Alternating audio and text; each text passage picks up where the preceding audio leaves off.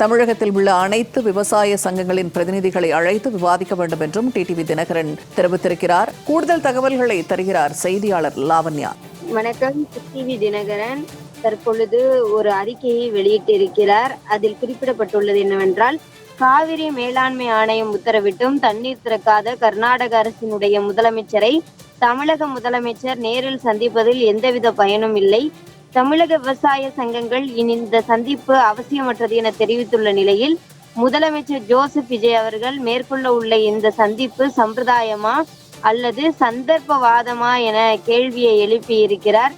மேலும் உரிய நேரத்தில் உச்சநீதிமன்றமும் காவிரி மேலாண்மை ஆணையமும் தெளிவான உத்தரவுகளை பிறப்பித்த பின்னரும் தமிழகத்திற்கான உரிய நீரை உரிய நேரத்தில் பெற முடியாத முதலமைச்சர் ஜோசப் விஜய் அவர்கள் கர்நாடகா சென்ற அம்மாநில முதலமைச்சரிடம் பேச்சுவார்த்தை நடத்துவது என்பது கூரை ஏறி கோழி பிடிக்க தெரியாதவன் வானம் ஏறி வைகுண்டம் போனானாம் என்ற பழமொழியை தான் நினைவுபடுத்துகிறது என தெரிவித்திருக்கிறார்.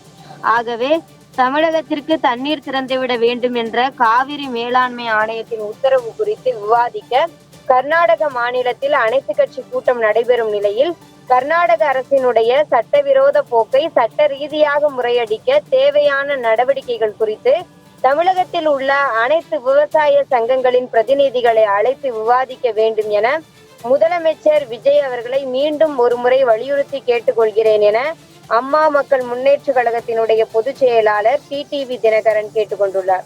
தகவல்களை பகிர்ந்து கொண்டமைக்கு நன்றி லாவண்யா.